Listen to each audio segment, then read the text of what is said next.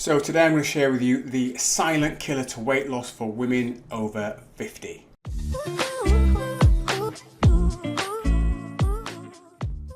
So I'm not going to beat around the bush. The silent killer mistake that most women are making over 50 is what I call the comparison game. I'm going to share with you 3 different types of things that women can compare themselves to, and you're probably doing this as well. And I'm going to explain to you how you can get over this. And the third comparison is probably the most damaging one out of all 3, I suspect. But you can comment below and let me know whether you agree with me or not. So the comparison game. Number 1, comparing yourself to your family, your friends, your work colleagues. Look, the truth of the matter is you have no idea what your friends, your family, your work colleagues are doing in their time to lose the weight. You don't know how much time they've got available, you don't know about their health status, you don't know about what they're actually doing to achieve their weight loss. They may tell you one thing, but they could be doing something entirely different. In fact, when I work with my clients, I say to them to keep what they're doing to themselves and not tell their family, friends or work colleagues or anybody, and just to get on with it. So that's comparison number 1, and you don't know what they're doing.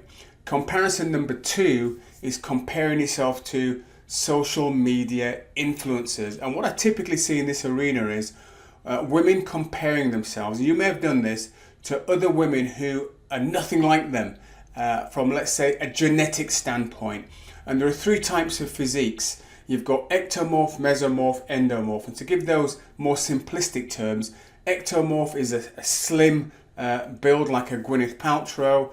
Mesomorph is more like an athletic type of build. Let's imagine a sprinter. That would be more of that sort of mesomorph build. And then you've got an endomorph, which is a bigger build woman.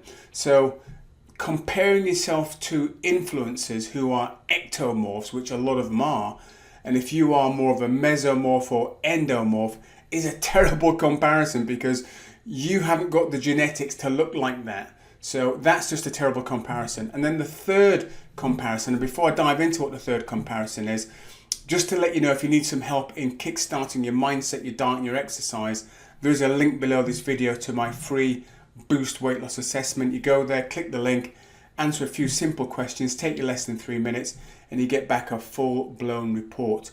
So the third type of comparison that I have seen women making is comparing themselves to their younger selves when they were 20 or 30, and now that you're 50 plus, maybe 60, life has changed.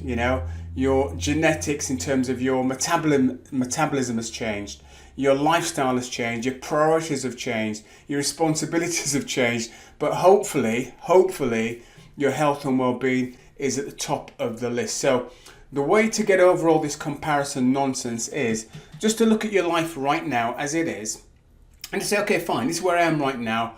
Where do I actually want to be? And maybe you need to get some help. Maybe you need to reach out to a coach. Maybe you need to reach out to somebody in your local community that can sit you down and help you determine where you're at right now and what is realistically possible for you in terms of your health and well-being. Somebody that understands a bit about physiology, somebody who understands a little bit about life, somebody that understands a little bit about exercise and nutrition, and someone that can help you put together a plan that is personalized to you so that you can focus on you and you can compare your performance week in and week out based on what you're currently doing for yourself right now. So you're not comparing yourself to family, friends, crazy influencers. You've got no idea what they're doing in real life behind the scenes. You're just comparing yourself to where you are now in your season of life. If you've got any questions at all about this whole area, then feel free to comment below, and maybe just comment below whether or not you have been comparing yourself to other people and what sort of people have you actually been comparing yourself to.